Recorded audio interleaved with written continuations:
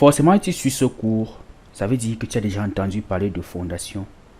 Mais la répétition étant la mère de l'apprentissage, je vais te rappeler d'une manière très rapide ce que c'est qu'une fondation. Alors, selon Wikipédia, une fondation se définit comme la partie d'un bâtiment ou d'un ouvrage de travaux publics qui assure la transmission dans le sol des charges, poids propres, forces climatiques, sismiques et charges d'exploitation de celui-ci. Donc, d'une manière très simple, ayant une structure comme celle-ci, elle repose sur des piliers dans le sol qu'on appelle fondation qui permettent d'une manière très simple de transmettre les charges de l'ouvrage au sol.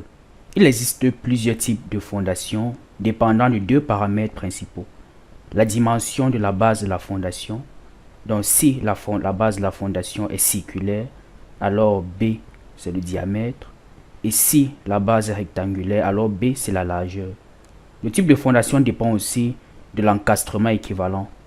Nous verrons cela plus tard. Mais avant, j'aimerais que tu vois le rapport qui existe entre ces deux paramètres et le type de fondation. Donc, si le rapport entre l'encastrement équivalent et la largeur de la fondation est inférieur à 0,5, alors nous sommes dans une fondation superficielle. Par contre, si ce rapport est supérieur à 5, nous avons une fondation profonde. Tu as bien compris qu'il y a un cas intermédiaire lorsque le rapport est entre 1,5 et 5. Dans ce cas, on dit qu'on a une fondation semi-profonde. Chacune de ces fondations a une méthodologie de dimensionnement bien précise. Le fascicule 62 que nous verrons dans le cadre de ce cours, c'est l'ensemble des règles techniques de conception et de calcul des fondations des ouvrages de génie civil français. Ce document donne la méthodologie de dimensionnement de plusieurs types de fondations, parmi lesquelles les fondations directes par semelle ou radier en béton armé, les fondations par puits, pieux ou barrettes, et les fondations par caisson. Dans le cadre de ce cours, nous allons nous intéresser uniquement au premier type de fondation, qui sont les fondations directes par semelle ou radier en béton armé. Généralement, ce sont des fondations qui rentrent dans la catégorie des fondations superficielles, comme nous l'avons vu précédemment. Selon le fascicule 62 titre 5, donc, la vérification des fondations superficielles peut se faire de plusieurs manières. Les deux principales méthodes présentées dans le document sont la méthode basée sur le calcul par la méthode pressiométrique et la vérification basée sur le calcul par la méthode pénétrométrique. Dans ce cours, nous allons voir comment calculer les fondations en utilisant les deux méthodes et nous ferons des exemples pour que tu comprennes très bien comment est-ce que les calculs sont faits.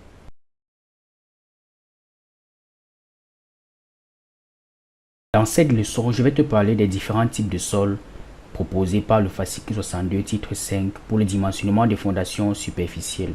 Le but ici n'est pas que tu sois un expert en géologie, mais c'est juste que tu aies une idée assez globale et assez suffisante pour pouvoir connaître les types de sols lorsque tu vas dimensionner tes fondations. Première grande catégorie des types de sols, ce sont les argiles et les limons. En fait, ce sont des sols de très faible dimension dont les particules sont vraiment hyper fines. Sans vouloir trop entrer dans les détails de la géologie pour ne pas t'embrouiller, pour remarquer les argiles ou les limons, c'est très simple. Lorsque ceux-ci sont mouillés, ils ont tendance à coller. On parle de cohésion. À cause de la petite dimension des particules, il y a des forces qui se créent entre elles. Donc c'est très facile de pouvoir les reconnaître. Et juste avant, je t'ai parlé des limites d'Atterberg. Justement, les limites d'Atterberg sont des essais qui permettent de pouvoir classifier les types d'argile et nous le verrons plus tard. Ensuite, nous avons les sables et les graves. En fait, ici, les particules sont un peu plus grandes et la cohésion entre les particules est hyper faible ou bien elle est inexistante. Ceci est effectivement dû au fait que les particules étant de dimension plus grande que les argiles par exemple, la cohésion est perdue ou bien elle est hyper négligeable. Pour ces particules, on peut ressentir les grains les formant soit en les remaniant entre les doigts ou alors on peut les voir à l'œil nu lorsque ceux-ci sont hyper grands comme dans le cas des graves. Ensuite, nous avons la craie. La craie, c'est un type de sol sédimentaire généralement de couleur blanche, plus ou moins fin et poreux, comme tu peux le voir sur la figure. Ensuite, nous avons les marnes et calcaires. je vais commencer par t'expliquer ce que c'est que les calcaires. En fait, c'est un type de sol essentiellement constitué de carbonate de calcium et soluble dans l'eau.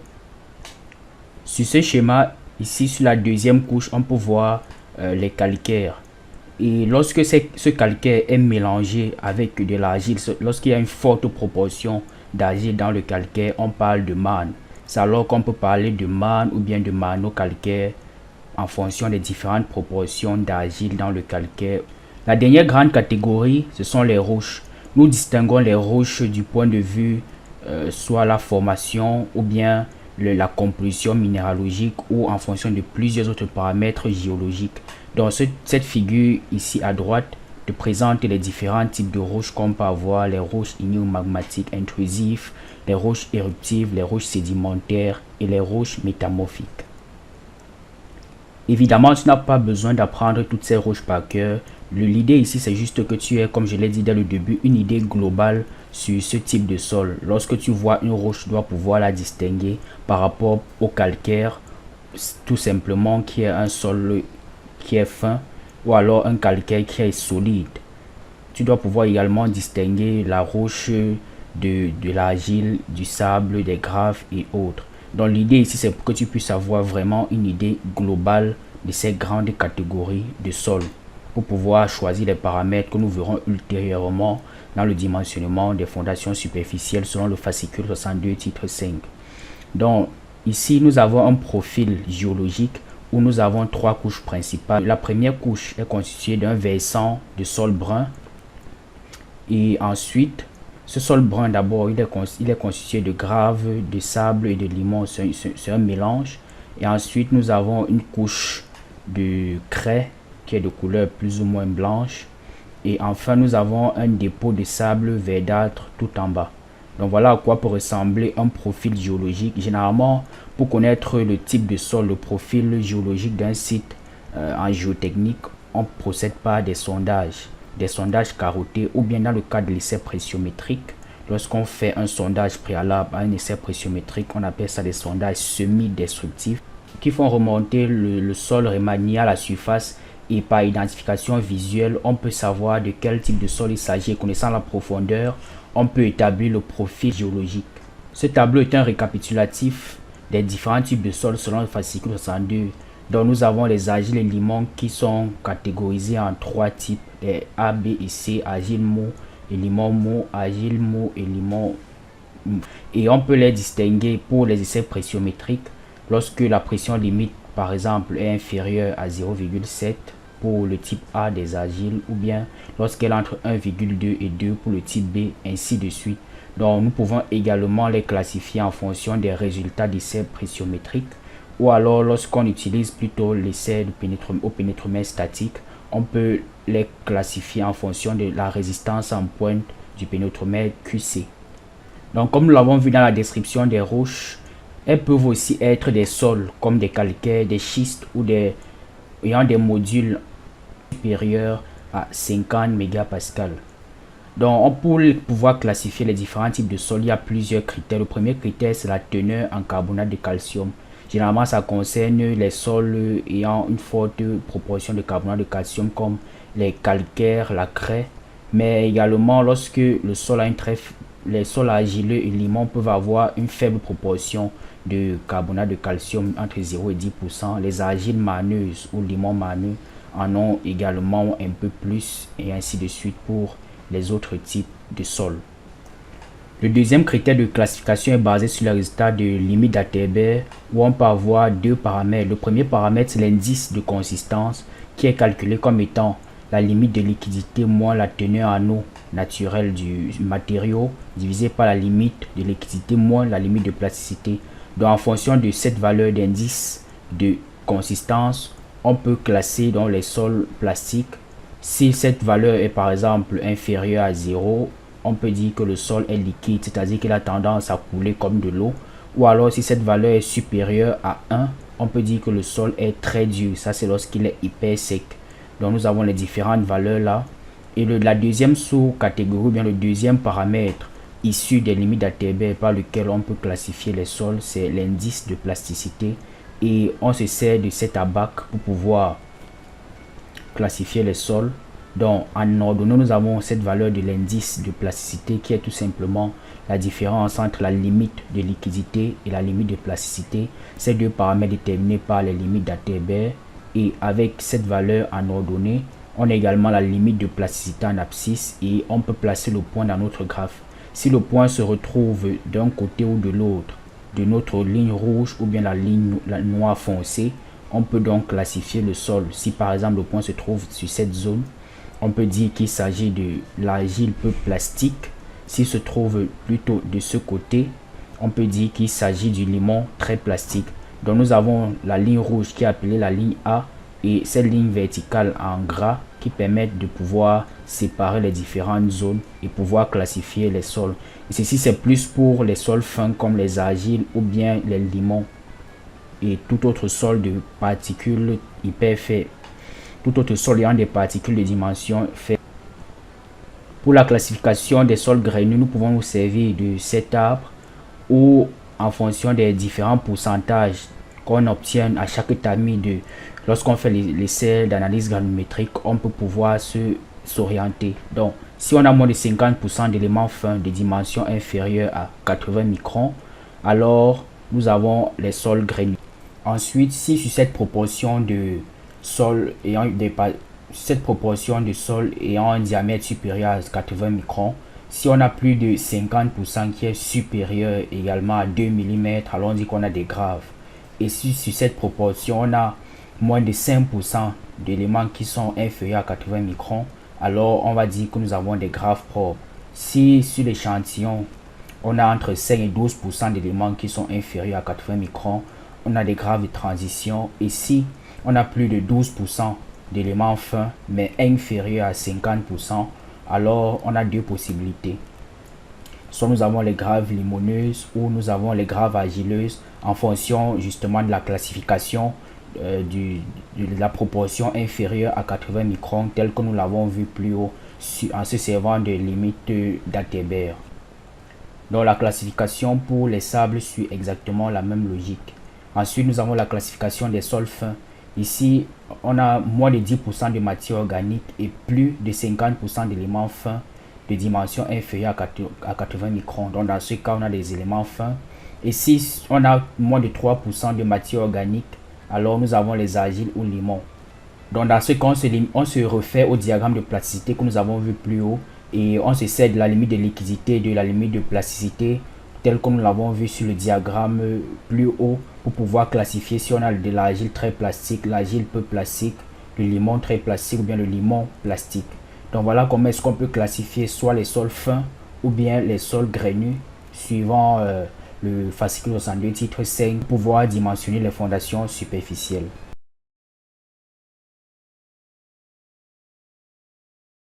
Dans cette leçon, nous allons aborder un concept très important pour le dimensionnement des fondations superficielles sur le fascicule 62. C'est le calcul de PLE étoile qui est tout simplement la pression limite équivalent net. En fait, lorsqu'on fait un essai pressiométrique, on fait un sondage pressiométrique pour être plus précis, on obtient ce qu'on appelle un profil pressiométrique où on a les pressions limites nettes en fonction de la profondeur et on peut avoir un graphe comme celui qu'on peut voir. La courbe en orange, c'est la pression limite nette et en violet, nous avons la pression de fluage. C'est vrai que cet essai a été pas très bien interprété puisqu'à 3 mètres, on voit que la pression de fluage est supérieure à la pression limite nette, ce qui n'est pas possible. Mais laissons ça. C'est juste pour te dire que lorsqu'on fait un essai pressiométrique, on a un profil comme ceci. Et pour dimensionner les fondations superficielles, il faut se fixer une valeur de pression. Par contre, là, on a un ensemble de valeurs de 1 mètre à 16 mètres. Il faut donc fixer une valeur représentative qu'on va utiliser pour pouvoir dimensionner les fondations. C'est donc ça la pression limite équivalente nette. Donc dans cette leçon, je vais te montrer comment on calcule cette valeur de pression limite équivalente nette. Donc ayant notre fondation, elle a une largeur de B et elle est ancrée à une profondeur de D à partir du terrain naturel, c'est-à-dire que la profondeur de la base de la fondation est à D. Alors la pression limite équivalente nette, c'est en fait une valeur caractéristique de pression limite nette qui est calculée sur l'épaisseur de sol qui est à 1,5 m, 1,5 B en dessous de la base de la fondation. Donc ce sont les valeurs de pression limite qui sont dans cet intervalle qui nous intéressent pour le calcul de la pression limite nette. Et ces valeurs qui sont dans cet intervalle que nous utiliserons chaque fois. Mais pour calculer donc cette valeur de pression limite équivalent net, il y a deux possibilités. Soit le terrain sur 1,5 B est homogène, ou alors le terrain sur 1,5 B en dessous de la base de la fondation est hétérogène. Donc je vais te montrer comment est-ce qu'on calcule la pression limite équivalent net dans les deux conditions. Commençons par le cas où le terrain est homogène. Donc on a notre profil pressiométrique comme on a vu précédemment. On peut approximer ce profil pressiométrique à un segment de droite parce que les valeurs ne sont pas tellement dispersées. Donc on peut approximer ce profil à un segment de droite ayant pour équation AX plus B. On peut le faire par une simple régression linéaire et ayant dans cette équation, on peut calculer la pression limite nette comme étant la pression limite à Z égale à D plus 2 tiers de B. Donc ça veut dire que quand j'ai trouvé l'équation de ma droite, l'équation de régression AX plus B, je n'ai qu'à remplacer la valeur de X dans mon équation par ZE et ça me donne la pression limite équivalente nette. Donc c'est très facile lorsque le terrain est homogène. Mais lorsque le terrain est hétérogène, c'est davantage facile. Le terrain est hétérogène lorsque sur une profondeur de 1,5 B en dessous de la base de la fondation, on a des terrains de type différents. Donc on peut avoir par exemple du sable et ensuite en bas on a par exemple l'argile. Mais ce qui nous intéresse, comme je l'ai dit, c'est tout simplement 1,5 B en dessous de la base de la fondation. Donc si au-delà on a un autre type de sol, ce sol ne nous intéresse pas. Ce qui nous intéresse, c'est uniquement la tranche 1,5 B en dessous de la base de la fondation. Donc, dans le cas d'un sol hétérogène, comme nous le disons, on peut calculer dans la pression limite comme étant les valeurs qui sont dans cet intervalle de 1,5 B en dessous de la base de la fondation.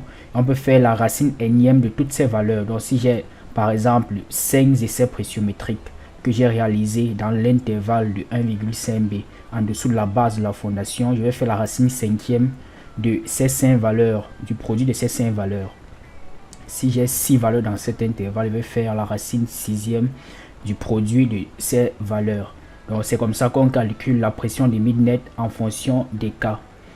Donc ensuite, là je vais te proposer un exercice pour qu'on puisse calculer ensemble la pression limite nette. Alors là nous avons le résultat du sondage pressiométrique que nous avons vu plus haut. Donc je t'ai présenté le profil pressiométrique. Et là, j'ai les pressions limites en kilopascal. Donc, si je fais une représentation graphique, là, j'ai un peu zoomé pour que tu puisses bien voir comment est-ce que la courbe est.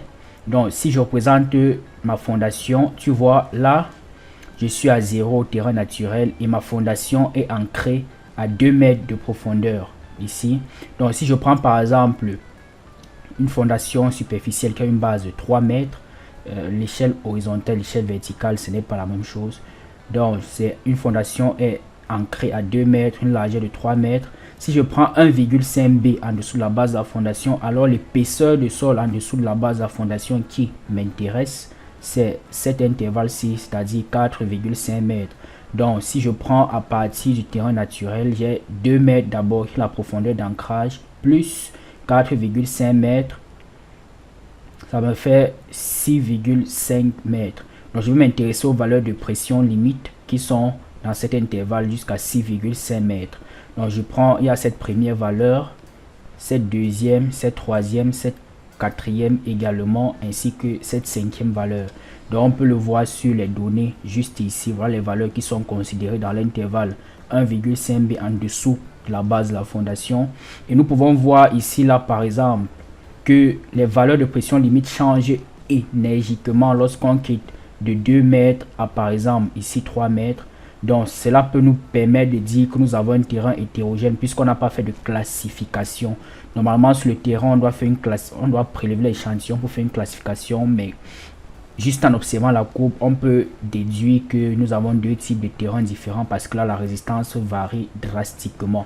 Donc nous pouvons dire que nous sommes dans le cas hétérogène et nous utilisons la formule de calcul de la pression limite nette dans le cas d'un terrain hétérogène. La racine, puisqu'on a 1, 2, 3, 4, 5 valeurs, la racine cinquième du produit de toutes ces valeurs, et à la fin, on peut trouver la pression limite nette équivalente comme étant 1672,9 kPa. Salut ingénieur, si tu as écouté cette vidéo jusqu'à présent, ça veut dire que tu es vraiment passionné par le sujet de la géotechnique et le sujet des fondations superficielles particulièrement. Mais ce que j'aimerais te dire, c'est que cette formation se limite sur le dimensionnement des fondations superficielles selon uniquement le fascicule 62 titre 5, qui n'est plus une norme en vigueur dans plusieurs pays dans le monde. Aujourd'hui, la norme qui est en vigueur en Europe et dans plusieurs autres pays africains, c'est le Eurocode 7 à l'occurrence pour la géotechnique. Donc si tu veux également étendre ton apprentissage et apprendre au-delà du fascicule 62 le dimensionnement des fondations superficielles, alors tu pourrais prendre cette formation sur le dimensionnement de ces fondations suivant l'Eurocode 7 où je t'explique la différence qu'il y a entre le fascicule 62 et l'Eurocode 7 et je te montre avec des exemples comment appliquer l'Eurocode 7 dans le dimensionnement des fondations superficielles. Alors, si tu es intéressé, n'hésite pas à nous écrire à l'adresse mail qui s'affiche au bas de l'écran pour commander ton abonnement. Ciao, à bientôt.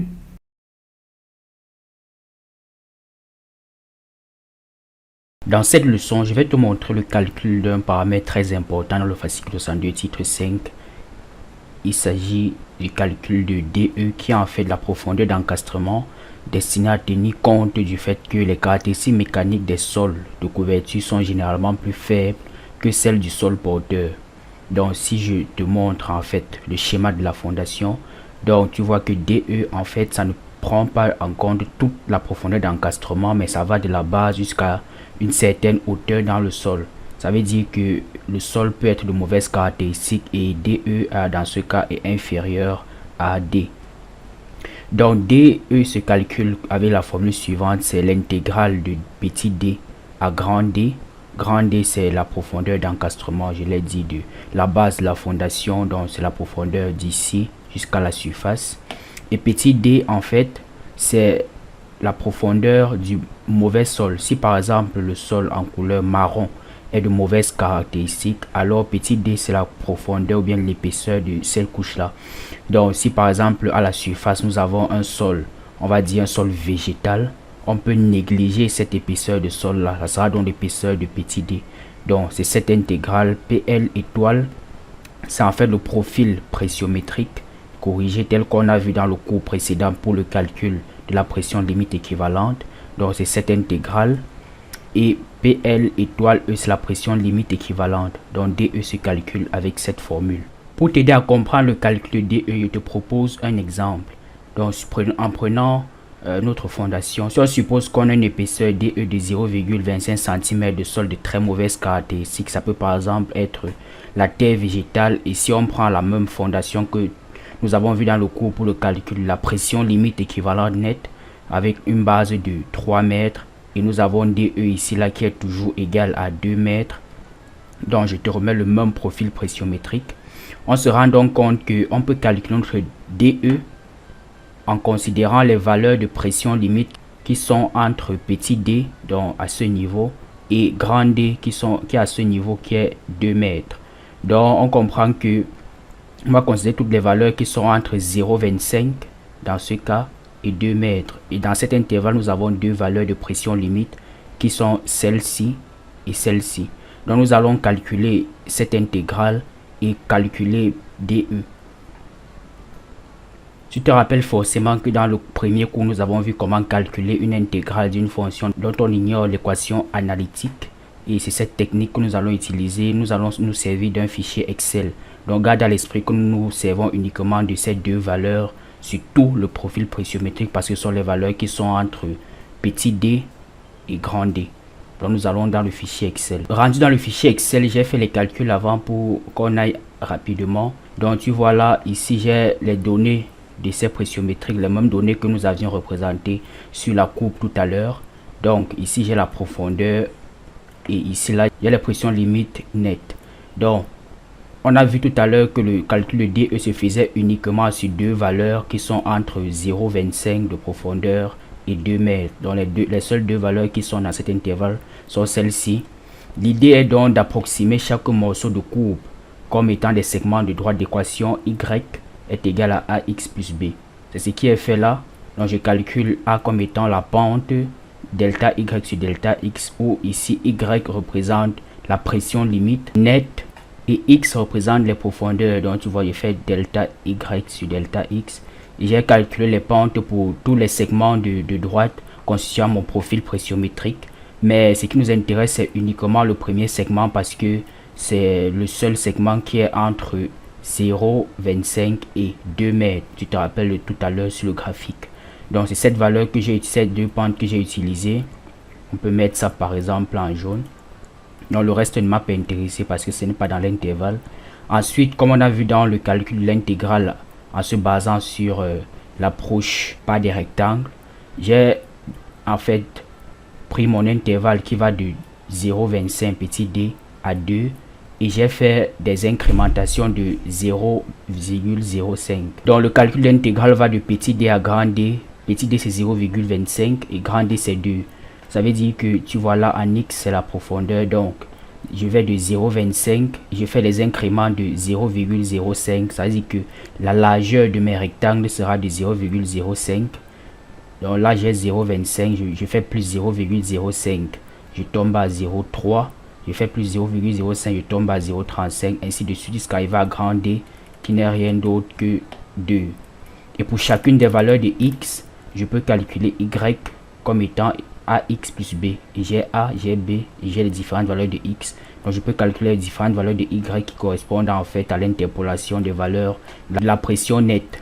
Donc ensuite, comme on a vu dans la méthode des rectangles, je peux faire la moyenne des deux valeurs, c'est-à-dire la valeur suivante plus la valeur précédente sur 2.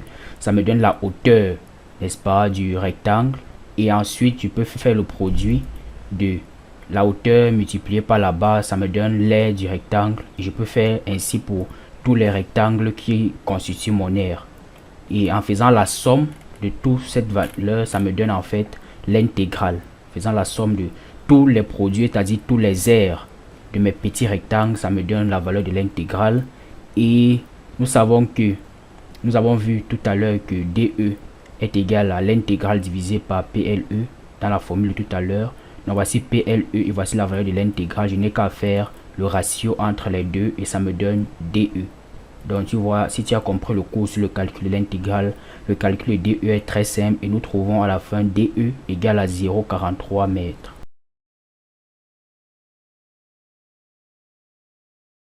Dans cette leçon, je vais te parler d'un paramètre très important pour le calcul des fondations aux états limites ultimes. C'est le facteur Kp, qui est un coefficient en fait qui dépend de la nature du sol. Alors toutes les formules pour calculer Kp sont synthétisées dans ce tableau ou en fonction justement du type de sol tel que nous avons vu dans une leçon précédente. Donc tu fais la classification de ton sol, tu peux avoir la formule correspondante pour pouvoir calculer Kp. Là nous avons toutes les formules et Kp dépend de plusieurs paramètres. Nous avons notamment B qui est la largeur de la fondation. Et nous avons L qui est la longueur de la fondation. Donc là, il s'agit de la vue de dessus. Ça, c'est la base de la fondation. Et DE, c'est la valeur d'encastrement équivalente que nous avons vu dans la leçon précédente. Et voilà, nous avons tous les paramètres pour pouvoir calculer Kp. Donc tout ce que tu as fait, c'est de classifier ton sol. Et une fois que tu as classifié, tu choisis la formule correspondante. Prenons un exemple. Si nous prenons la fondation du cours précédent, alors elle a une largeur de 3 mètres. Supposons que la longueur soit de 4 mètres. Alors nous avons calculé DE, c'était égal à 0,43 si tu t'en souviens. Maintenant, si le type de sol sur lequel repose notre fondation c'est du sable, alors voilà la formule que nous devons appliquer. Et en l'appliquant, voici on trouve un coefficient Kp égal à 1,05.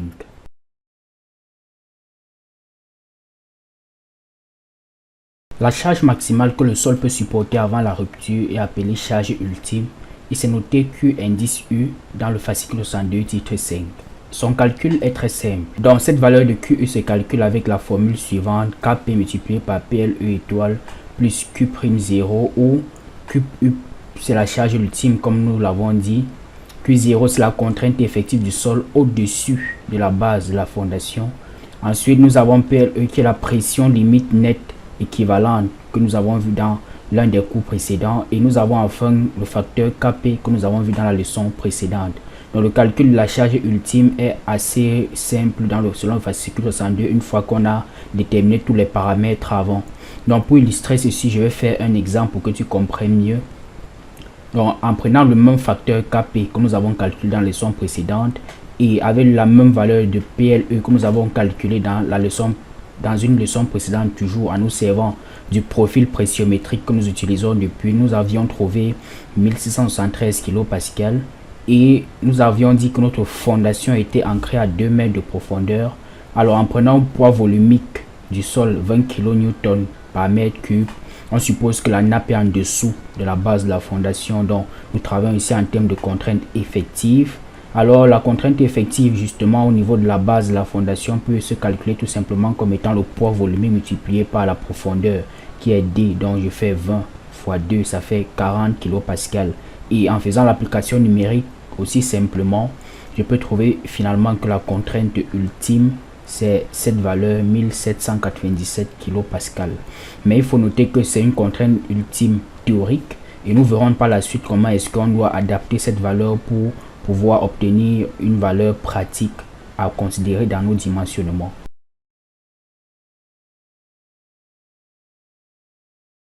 Dans cette leçon, je vais te parler du calcul de I delta bêta qui est en fait le coefficient minorateur prenant en compte l'inclinaison des charges par rapport à la verticale. Donc si la charge appliquée à la fondation est, au lieu d'être verticale, elle est plutôt inclinée d'un certain angle delta, alors on peut calculer ce coefficient minorateur qui dépend du type de sol comme tu peux le voir à l'écran. Donc pour les sols cohérents, les limons, les craies, les marnes, les calcaires et roches, ça tu l'obtiens quand tu fais la classification qu'on a vu dans les leçons précédentes. Ce coefficient peut être calculé tout simplement avec cette formule où delta c'est un angle en degrés qui est l'inclinaison par rapport à la verticale de la force appliquée. Pour les sols flottants comme les sables et les graves, c'est calculé plutôt avec cette formule où delta c'est toujours l'angle d'inclinaison par rapport à la verticale en degrés de la charge inclinée. Et DE, c'est la profondeur d'encastrement qu'on a vu dans la leçon précédente. Et B, c'est la largeur de la fondation. Donc avec ça, tu peux calculer pour les deux types de sol. Ensuite, nous avons également le coefficient minorateur. Lorsque la fondation est implantée à côté d'un talus, à proximité d'un talus pour être plus précis, lorsque cette fondation a une distance D du talus, alors nous pouvons calculer le coefficient minorateur lorsque la fondation à la surface, c'est-à-dire quand l'encastrement est nul avec cette formule. Mais le problème qui s'oppose, c'est que dans la réalité, les fondations ne sont pas à la surface, elles sont généralement encastrées. Donc cette formule est limitée et du coup, on peut calculer ce coefficient en bêta, cet angle en fait, pour prendre en compte l'encastrement et la formule en incluant l'encastrement pour calculer le nouveau I bêta, c'est celle-ci où en fait nous avons tout simplement remplacé dans la relation l'angle bêta prime pour le calcul de I bêta et ceci ça prend en compte justement l'encastrement. Ensuite nous pouvons avoir la combinaison des deux cas, c'est-à-dire l'implantation de la fondation en crête d'un talus et la charge est inclinée. Donc dans ce cas nous avons deux possibilités, soit l'inclinaison est dirigée vers le talus comme tu peux le voir sur la figure, donc l'inclinaison est dans le même sens que le talus et dans ce qu'on peut définir d'un angle alpha qui est la somme de delta, l'inclinaison par rapport à la verticale, et bêta prime que nous avons vu sur la slide précédente. Ou alors ça peut être plutôt incliné dans le sens opposé, la force bien sûr. Comme tu peux le voir, tu vois la force est inclinée dans le sens opposé du talus. Et dans ce cas, alpha c'est plutôt la valeur absolue de la différence entre delta et bêta prime que nous avons vu sur la slide précédente. Et dans les deux cas, le coefficient minorateur I delta bêta peut être calculé avec la même formule avec alpha en fonction du cas dans lequel on se trouve. Maintenant, je te propose un exercice pour le calcul du coefficient minorateur. Donc, je te demande de calculer le coefficient minorateur de la fondation d'un mur de soutènement proche d'un talus tel que représenté sur cette image. Donc, ici, tu as le mur de soutènement et là, tu as le remblai et là, tu as la fondation du mur de soutènement. Ce mur de soutènement est situé à côté, à proximité d'un talus à une distance d et il est incliné d'un angle bêta par rapport à l'horizontale. Ce mur de soutènement, évidemment, le bilan des forces est incliné parce que nous avons les forces verticales qui résultent du poids propre du mur et nous avons également les forces de poussée dont la force équivalente qui arrive sur la fondation du mur est inclinée. Donc, supposons dans ce cas que c'est incliné d'un angle bêta et je te propose ces valeurs. Donc, bêta, l'angle d'inclinaison de la charge verticale, c'est 15 degrés. Bêta, l'angle d'inclinaison du talus, c'est 10 degrés. D, la distance entre la fondation et le talus, c'est 4 mètres. Et B, la largeur de la fondation, c'est toujours 3 mètres. DE, c'est la même valeur que nous avons calculée sur l'exercice précédent. Donc, c'est 0,43 mètres. Je te suggère de mettre la vidéo en pause et de calculer le coefficient minorateur avant de revenir voir la correction. Donc maintenant, je te montre la correction. Nous sommes dans le cas d'un talus avec une pente et une force inclinée. Donc la première chose, c'est de calculer d'abord pour le cas d'un talus avec une pente, le coefficient I bêta considérant 0 encastrement, c'est-à-dire supposant que la fondation est à la surface. On calcule d'abord I bêta et ce facteur nous permet de calculer bêta prime qui est le coefficient de correction prenant en compte l'encastrement de la fondation, puisqu'en réalité la fondation n'est pas en surface comme nous l'avons vu dans la théorie, c'est encastré à une certaine profondeur. Donc nous calculons bêta prime et avec bêta prime nous pouvons calculer alpha et je te rappelle que nous sommes dans le cas où l'inclinaison de la force dans le sens du talus, donc alpha c'est delta plus bêta prime qui font 19,8 et enfin je peux appliquer la formule I delta bêta et je peux obtenir à la fin I delta bêta égale à 0,35.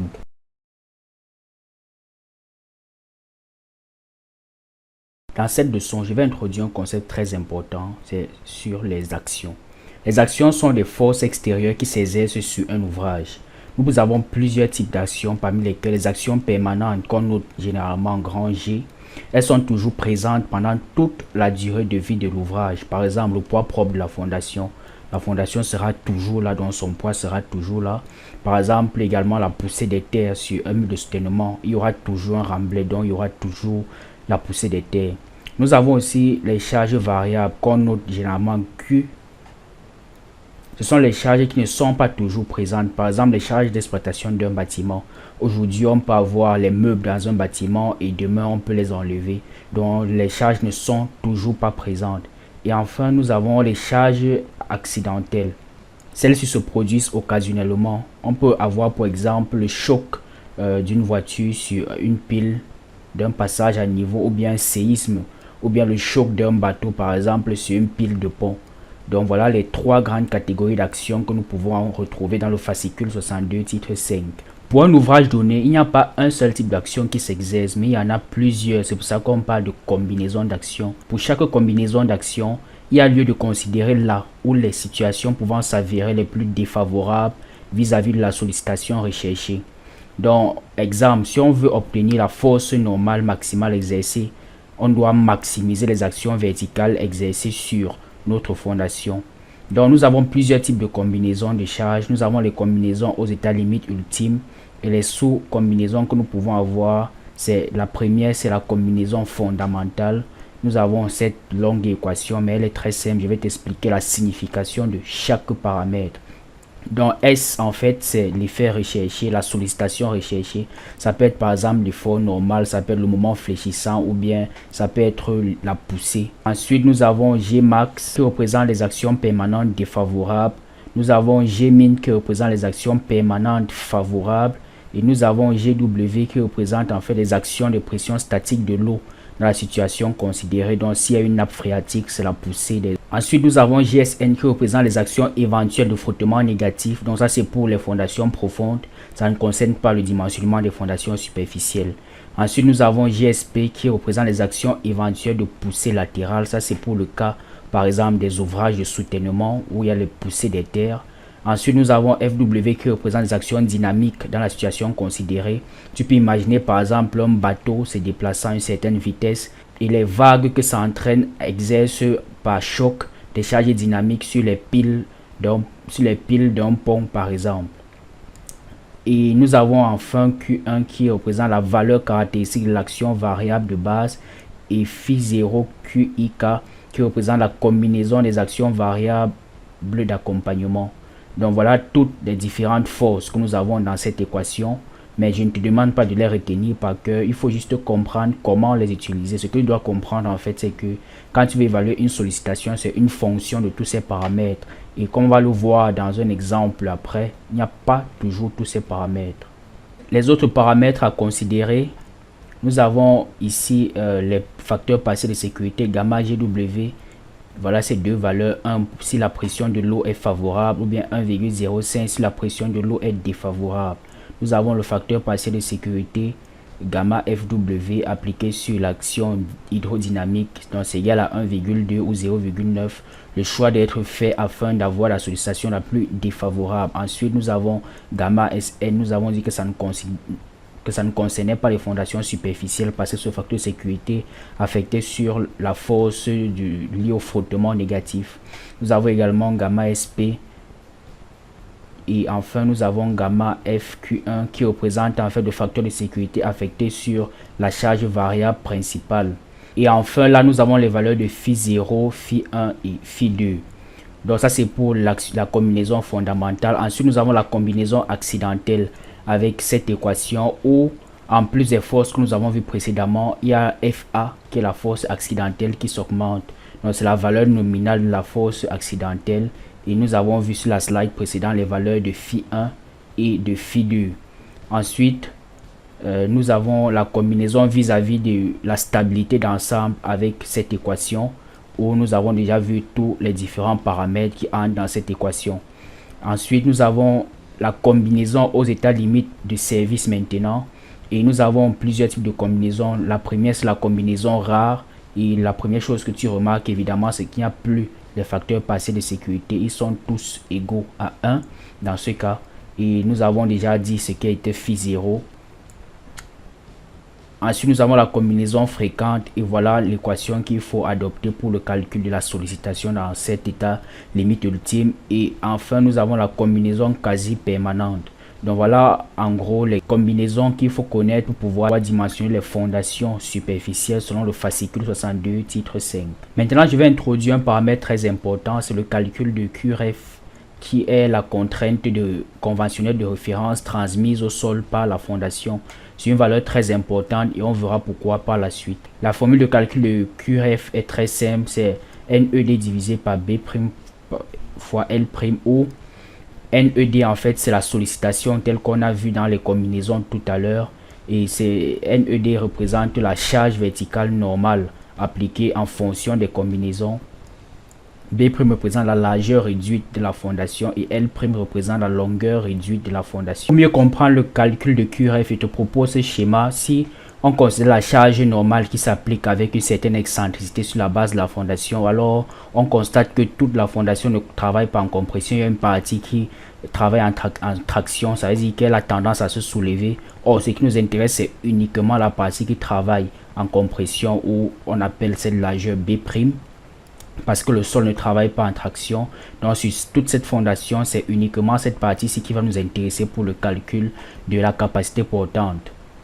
Donc si je peux représenter en vue de dessus ici, donc tu peux avoir ta charge qui est représentée par le point rouge qui est excentré par rapport au sens de la largeur et au sens de la longueur. Et nous appelons EB l'excentricité suivant la largeur et EL l'excentricité suivant la longueur. Donc, et dans ce cas, on peut définir B' alors comme étant la largeur réelle de la fondation, moins 2 fois EB. Et on peut définir L' comme étant la longueur réelle de la fondation, moins 2 fois EL. Maintenant, je te propose un exercice pour le calcul de QRF. Et supposons que nous ayons une fondation superficielle soumise aux charges suivantes. On a une charge permanente verticale Gmax égale à 10 kN. On a une charge variable, la première Q1, qui est égal à 7,5 kN. On a une charge variable verticale 2 qui est égale à 5 kN. Donc ces charges sont appliquées avec une certaine excentricité de 0,15 mètres. Donc la base de la fondation a une largeur de 3 mètres, une longueur de 4 mètres. La question c'est pour les combinaisons fondamentales et rares, il faut calculer QRF dans la contrainte de référence. Je te propose de mettre la vidéo en pause, essayer de traiter, essayer de calculer QRF avant de voir la correction. Maintenant, je te propose la correction. Donc, nous avons la combinaison fondamentale dont l'équation est rappelée là. Donc, chez nous, nous avons Gmax et nous pouvons calculer NED comme étant avec cette formule 1,25 fois 1,2 fois Gmax parce que nous avons Gmax. Nous n'avons pas Gmin, nous n'avons pas la présence d'eau, nous n'avons pas de frottement négatif, on l'a dit parce que ça s'applique seulement dans les fondations profondes quand il y a frottement négatif. Nous n'avons pas d'action latérale, nous n'avons pas de force hydrodynamique. Donc nous avons Q1 qui est égal à 7,5 et gamma F1 c'est 1,33.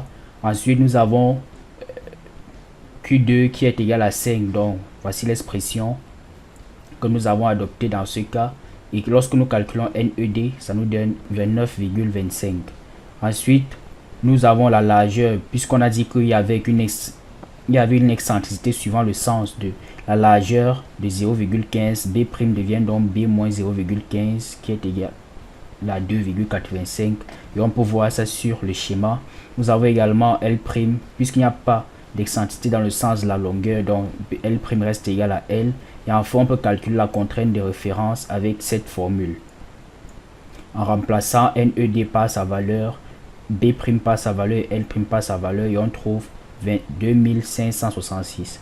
Donc nous pouvons également faire pour la combinaison rare. Et dans cette combinaison, on n'a plus le facteur partiel de sécurité. Tous les facteurs sont égaux à 1. Et nous pouvons tout simplement faire la somme de nos paramètres en rappelant que phi0 est égal à 0,7 dans ce cas. Et B' reste la même chose, L' pareil. Et enfin, nous pouvons calculer QRF. C'est égal à 1842 pour la combinaison rare.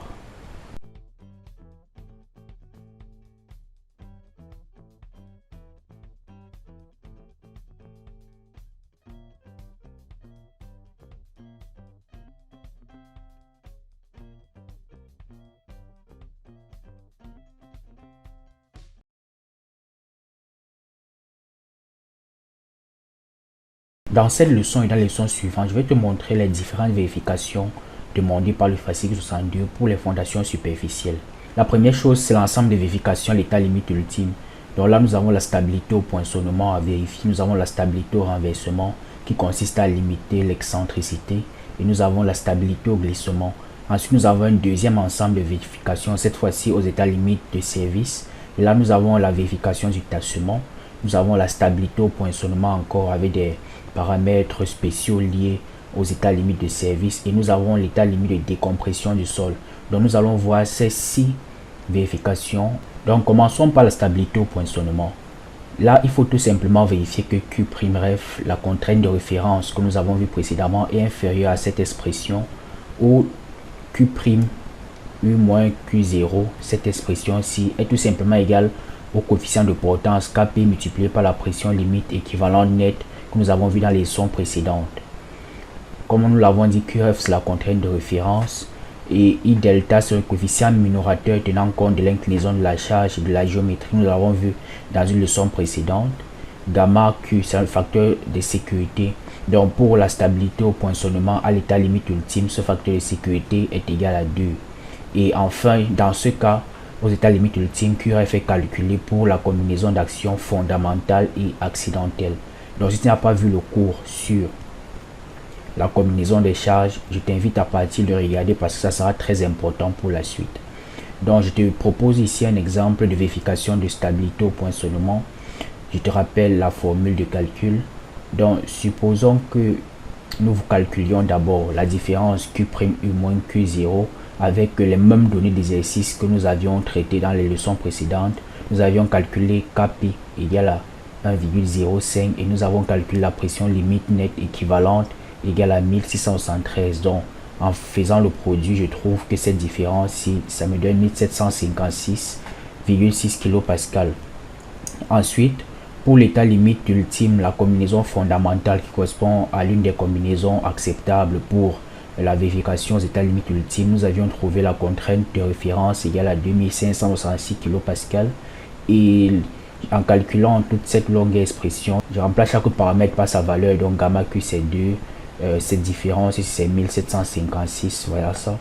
Et I delta c'est 0,35, nous l'avions calculé dans une leçon précédente. La contrainte effective verticale à la base de la fondation également c'est 40 kPa. Et finalement nous avons comme contrainte limite pour cette vérification 347,4 kPa. Donc nous voyons clairement que ce n'est pas vérifié parce que la contrainte de référence est largement supérieure à la résistance du sol. J'ai pris cet exemple exprès pour te montrer comment est-ce que tu peux procéder lorsque la vérification n'est pas faite.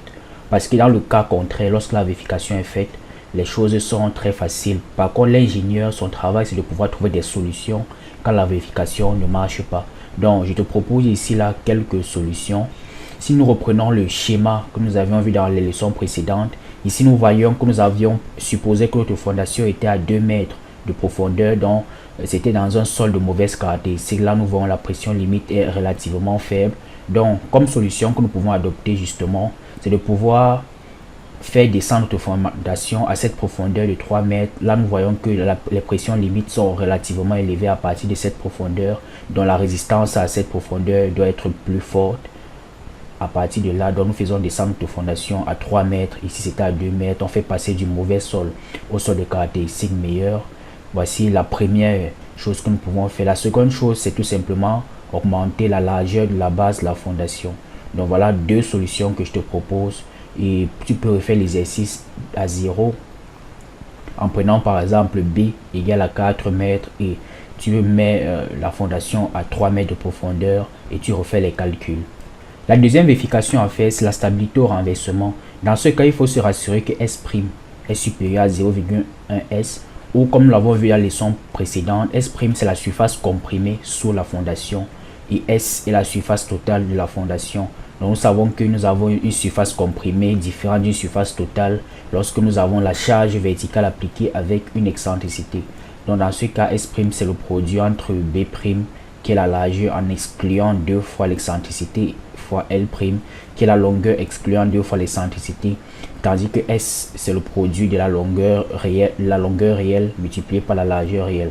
Donc ici je te propose un exemple. Si nous reprenons l'exemple que nous avions vu dans le calcul de QRF, alors nous avions dit que l'excentricité est égale à 0,15 mètres dans ce cas-là. Ensuite, nous pouvons calculer B' comme 3 qui était la largeur de la base de la fondation moins l'excentricité. Et nous avions dit qu'il n'y avait pas l'excentricité dans le sens de la longueur de la fondation, ça restait égal à 4 mètres. Donc nous pouvons calculer S'. Nous pouvons calculer 10% de S qui donne ceci, 1,2 mètres carrés. Et nous pouvons calculer S' qui est B' fois L', donc 4 fois 2, 85, ça donne 11,5 mètres carrés. Et nous voyons que cette vérification marche parce que S' est bien supérieur à 10% de S. Juste un commentaire par rapport à la valeur de EB, l'excentricité. Je rappelle que cette valeur est calculée suivant la combinaison des actions fondamentales ou accidentelles dans l'une des combinaisons de l'état limite ultime. Et dans ce cas, j'ai donné directement la valeur parce que le calcul des excentricités va au-delà de l'objectif de ce cours. Mais si tu prends par exemple le cas d'un ouvrage de soutènement, on sait que l'excentricité c'est le moment divisé par l'effort normal. Donc si tu veux calculer l'excentricité due par exemple à l'action sur un mur de soutènement, tu peux calculer le moment dû au poussé et tu peux déterminer les forces normales et le rapport entre les deux, ça donne l'excentricité. Ce moment et cette action normale, tu dois les calculer selon la combinaison des actions fondamentales ou accidentelles.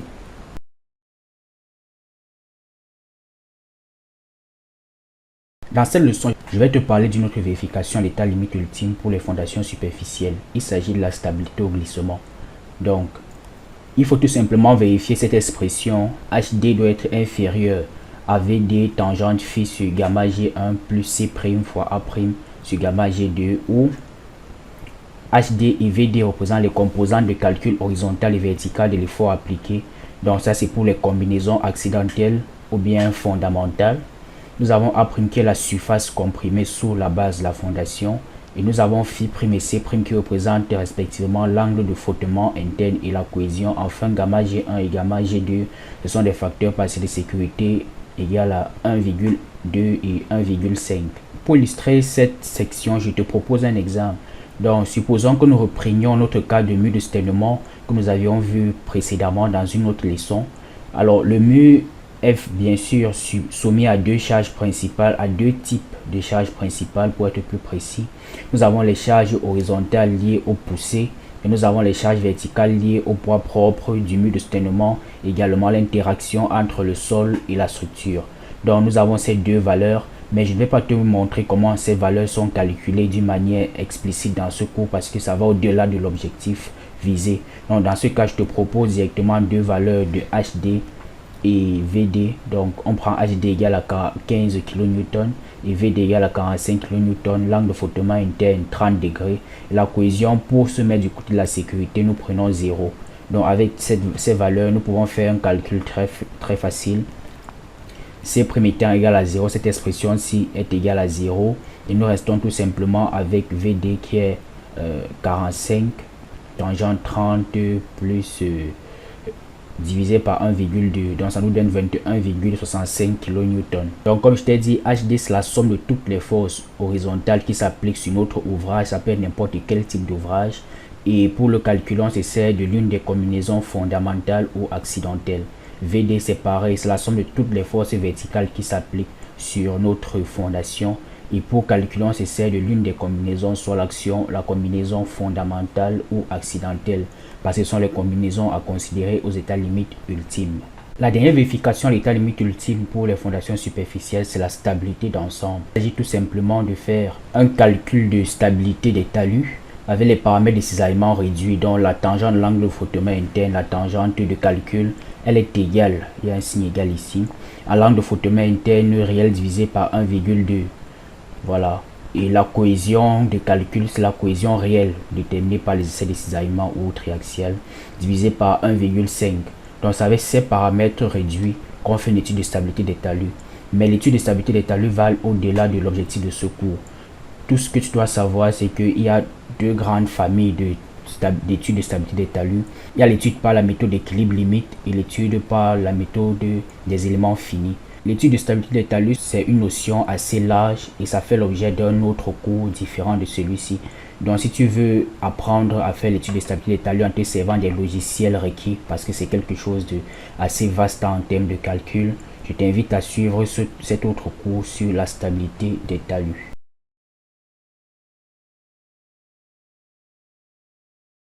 Dans cette leçon et dans les leçons suivantes, nous allons voir les différentes vérifications à l'état limite de service cette fois-ci. Donc, la première vérification à faire à l'état limite de service, c'est la vérification du tassement. En fait, nous distinguons le calcul du tassement pour les sols homogènes et pour les sols hétérogènes. Donc, nous allons commencer par le calcul du tassement pour les sols homogènes. Le calcul se fait très simplement avec ces deux longues formules où nous avons ici la SC qui est le tassement sphérique et SD qui est le tassement déviatorique. Donc, SC se calcule comme étant alpha sur 9 EM. EM c'est le module pressiométrique du sol homogène. Donc puisque le sol est homogène, nous avons une seule valeur du module pressiométrique. Donc c'est cette valeur que nous considérons dans ce cas. Ensuite, sigma prime V0 c'est la contrainte effective ici au niveau de la base de la fondation. Q prime c'est la contrainte appliquée au sol par la fondation. Donc dans ce cas, il faut considérer l'une des combinaisons de charges que nous avions vues dans les combinaisons des actions, et particulièrement la combinaison rare, puisque c'est celle à considérer dans l'état limite de service, ou la combinaison quasi permanente ou fréquente. Ensuite, nous avons B0 qui est la largeur de référence qui est égale à 0,6 m. B c'est la largeur de la fondation, la largeur réelle de la fondation. Et nous avons également alpha qui est le coefficient rhéologique dépendant de la nature du sol. Et lambda C, lambda D sont des coefficients de forme et en fonction du rapport L sur B. Alpha et lambda C, lambda D, nous verrons dans ce calcul. Donc pour le calcul de lambda C, nous avons ici là le rapport L sur B. En fonction de cette valeur du rapport, nous pouvons choisir voilà, la valeur de lambda C et lambda D. Donc nous, lorsque tu as ta fondation, tu n'as qu'à faire le rapport entre sa longueur et sa largeur. Et ça te permet de te situer pour choisir lambda C et lambda D. Si tu n'as pas une valeur exacte, si tu as par exemple 2,1, tu peux faire une interpolation entre 2,1 et 3 pour ces valeurs de lambda C et trouver la valeur correspondante. Le coefficient alpha se détermine, comme nous l'avons dit, en fonction de la nature du sol. Si par exemple c'est de l'argile et que l'argile est normalement consolidée, alors tu vois que ta valeur de alpha sera 2 tiers. Donc ça dépend de ces deux paramètres, très simplement. Ensuite, pour les sols hétérogènes, j'aimerais d'abord te dire qu'un sol dont le module pressiométrique varie de façon importante est considéré comme étant hétérogène. Donc, si nous considérons un profil pressiométrique comme celui-ci, si nous considérons une stratigraphie comme celle-ci, le calcul du tassement nécessite de diviser en tranches fictives le sol sous la fondation, chaque tranche ayant une épaisseur de B sur 2. Donc, si nous considérons que B, c'est la largeur de la fondation, alors on divise le sol en des tranches, comme tu vois, et chaque épaisseur, c'est B sur 2. Évidemment, l'échelle horizontale, l'échelle verticale, ce n'est pas la même chose, mais considérons que ceci, c'est B sur 2. Ensuite, nous divisons toujours en des tranches de B sur 2, ainsi de suite. Un module pressiométrique équivalent est calculé pour chacune de ces tranches. Donc, le module pressiométrique équivalent est calculé en utilisant la somme harmonique des valeurs qui se trouvent dans cette tranche. Par exemple, si je vais calculer la somme, le module pressiométrique équivalent qui est dans la première tranche, je vais faire la somme harmonique de toutes les valeurs de module pressiométrique d'essai qui se trouvent dans cette tranche. Ça va me donner la valeur du module E1. E2, ça sera pareil. Si je veux trouver le module E2 qui sera égal en fait à la somme harmonique de toutes les valeurs de module pressiométrique mesurées dans cet intervalle. Et maintenant, à partir de 3, nous avons plus pas 3 E3 seul, mais nous avons E3 à 5. C'est-à-dire qu'on calcule la moyenne harmonique de toutes les valeurs qui se trouvent entre la tranche 3, 4 et 5. C'est pareil avec E6 à 8.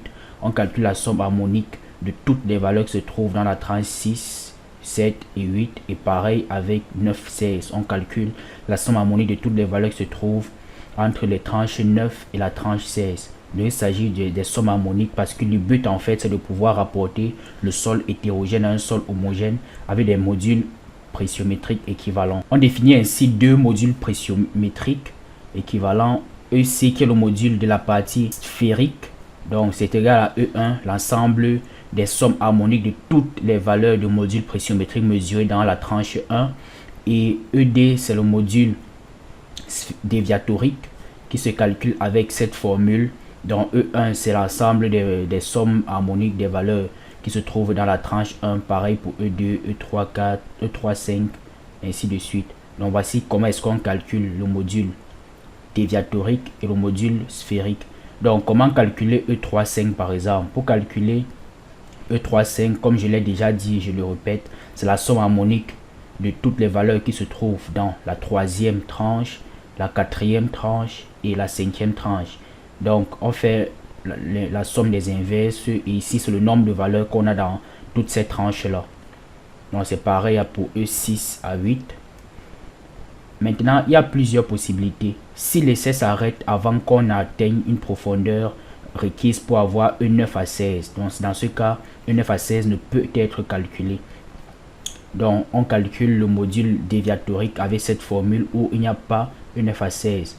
Et tu peux voir que cela est très récurrent en ce sens que si tu prends par exemple une fondation qui a 3 mètres de large, alors tu fais B sur 2, ça va te faire 1,5.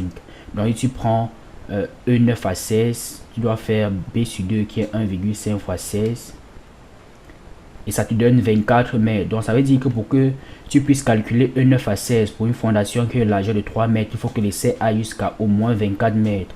Or pour l'essai pressiométrique, parfois on s'arrête à des profondeurs relativement faibles, parfois 10 mètres, ainsi de suite, ce qui fait qu'on ne peut pas toujours mesurer toutes ces valeurs. C'est pour cela que la norme, que le fascicule prévoit qu'on puisse ne pas calculer, et dans ce cas, tu utilises cette formule. Et il peut aussi arriver pour les mêmes raisons que E6 à 8 ne puissent pas être calculés parce que l'essai n'est pas allé à une profondeur suffisante pour qu'on puisse les calculer. Donc dans ce cas, tu peux évaluer ED avec cette formule. Donc tu comprends que le fascicule requiert qu'au moins E3 à 5 puisse être calculé pour pouvoir calculer le module déviatorique.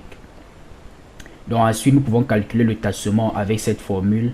Ce sont les mêmes formules que nous avons vues pour les sols homogènes, à la seule différence que nous n'avons plus un module pressiométrique homogène, mais nous avons pour le calcul du tassement sphérique, nous avons EC que nous avons vu comment nous calculions, qui est égal à E1, la somme harmonique des valeurs qui se trouvent dans la première tranche et SD qui se calcule avec le module déviatorique comme nous avons vu le calcul sur la slide précédente. À la fin, on peut calculer dans le tassement final comme étant la somme du tassement sphérique et le tassement déviatorique. Donc ici, je te propose un exemple pour illustrer d'une manière assez concrète ce que je t'explique.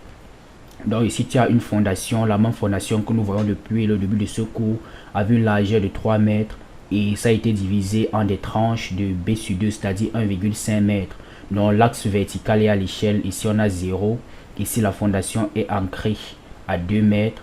Et là, tu vois, ça, la couche qui est directement en dessous va de 2 mètres à 3,5 mètres. Donc, c'est 1,5 réellement. Ça à l'échelle. Et chaque couche, c'est ainsi jusqu'à voilà, E16. Voici la dernière valeur qui est E16. Mais tu te rends compte que l'essai a été réalisé uniquement sur 16 mètres. Donc, ça veut dire qu'on n'a pas les valeurs, toutes les valeurs requises pour pouvoir calculer, par exemple, E16. Donc, dans ce cas, voici toutes les valeurs de modules pressiométriques que nous pouvons avoir. Et en observant la courbe, on voit que le sol est hétérogène parce que nous voyons que le module pressiométrique varie d'une manière énergétique. On a des grandes valeurs, ensuite on a des petites valeurs, donc ça veut dire que le sol est hétérogène. Donc nous pouvons calculer E1 avec ces deux valeurs qui sont dans la première tranche. Et voilà les deux valeurs, 215,4 et 34,6. Donc on fait la somme harmonique et on trouve 59,6. Ensuite, nous passons dans la deuxième tranche. Dans la deuxième tranche, nous avons ces deux valeurs. Donc, ces deux valeurs sont 531,5 et 684,8. Et en faisant la somme harmonique, on trouve 598,5. Ensuite, nous passons pour la troisième tranche. Nous allons calculer E3 à 5. Donc, on va prendre les valeurs qui sont la troisième, la quatrième, la cinquième. Donc, nous avons cette valeur, celle-ci et celle-ci. Donc, les voici dans ce tableau représenté. Et en faisant la somme harmonique, dans ce qu'on a 4 valeurs, c'est pour ça qu'ici nous avons 4. En faisant la somme harmonique, on trouve 202. Et pour E6 à 8, nous prenons toutes les valeurs qui sont là, donc celle-ci, celle-ci et celle-ci. Les voici représentées. Voilà, on a 4 valeurs dans cet intervalle de 6 à 8. Et en faisant la somme harmonique, dans la somme des inverses, nous avons 168,3. Donc comme nous l'avons vu, nous n'avons pas suffisamment de valeurs pour pouvoir calculer E9 à 16 parce que l'essai s'arrête à 16 mètres. Par contre, il fallait aller jusqu'à 24 mètres comme nous l'avons expliqué précédemment pour pouvoir calculer E9 à 16. Donc avec ceci, nous pouvons calculer donc ED avec cette formule, la formule qui considère lorsque nous n'avons pas E9 à 16. Et en appliquant tout simplement la formule, nous obtenons ED est égal à 138,1 bar. Et EC c'est E1, donc 59,6 bar. Nous pouvons donc calculer le rapport L sur B.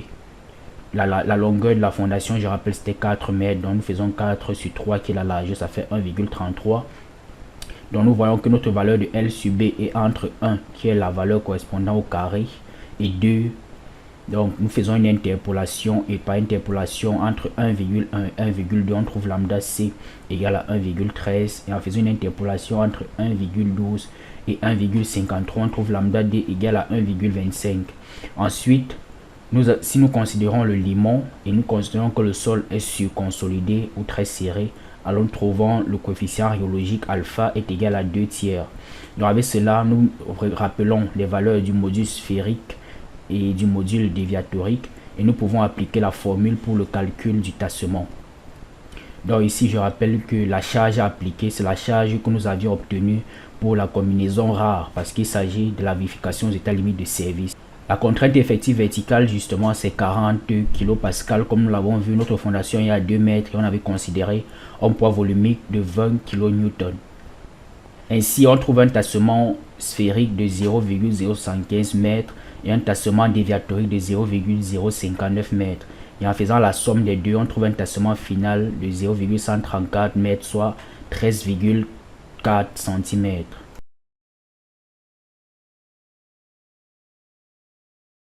Nous avions déjà étudié la stabilité au poinçonnement à l'état limite ultime. Maintenant, je te propose que nous étudions également à l'état limite de service. Donc, la vérification est faite avec la même formule. QRF inférieur ou égal à 1 sur gamma QU moins Q0 fois I delta plus Q0. Donc les paramètres sont les mêmes que U' moins Q0 c'est Kp fois PLE. Et la contrainte de référence c'est Q' ref. I delta sur le coefficient minorateur. Gamma dans ce cas, attention, ce n'est plus 2 comme la limite ultime, mais c'est égal à 3. Donc c'est la différence qu'il y a. Et l'autre différence c'est que Qref n'est plus calculé comme à l'état limite ultime avec les combinaisons fondamentales ou accidentelles, mais c'est plutôt calculé à l'état limite de service, soit avec la combinaison rare, fréquente ou quasi permanente. Donc ici il y a deux différences basiques, deux différences notoires. La première c'est que le facteur de sécurité n'est plus le même, il est égal à 3. La deuxième c'est que la combinaison de charges à considérer pour le calcul de Qref n'est plus la même. Donc je te propose cet exemple pour pouvoir illustrer mes propos pour que tu comprennes mieux. Donc je te rappelle la même formule, et en calculant la différence QU moins Q0, nous trouvons la même chose que dans l'état limite ultime. Qref cette fois-ci, lorsque nous avions calculé dans l'exercice de combinaison des charges avec la combinaison rare, je te rappelle, nous avions trouvé 1842 kPa. Donc en calculant le thème de la résistance, nous remplaçons chaque valeur dans l'expression. Donc gamma c'est 3 et voilà, la différence c'est 1756,6. I delta et la contrainte effective verticale à la base de la fondation reste égale à 40. Donc dans ce cas nous trouvons que la résistance est 245 kPa qui reste toujours inférieur à 1842 kPa. Donc là nous voyons que ce n'est pas vérifié. Comme je t'ai dit, c'est à ce moment qu'intervient le génie de l'ingénieur pour pouvoir trouver des solutions quand ça ne marche pas. Lorsque ça marche, il n'y a aucun souci, mais lorsque ça ne marche pas, lorsque la vérification n'est pas faite, c'est là que doit intervenir ton génie en fonction du coût du projet, de l'importance du projet, de l'ampleur du projet, de plusieurs autres paramètres. Dans la leçon sur la stabilité au poinçonnement à l'état limite ultime, je t'ai proposé deux solutions parmi tant d'autres que nous pouvons adopter lorsque une vérification n'est pas faite. La dernière vérification à considérer, c'est celle de la décompression du sol.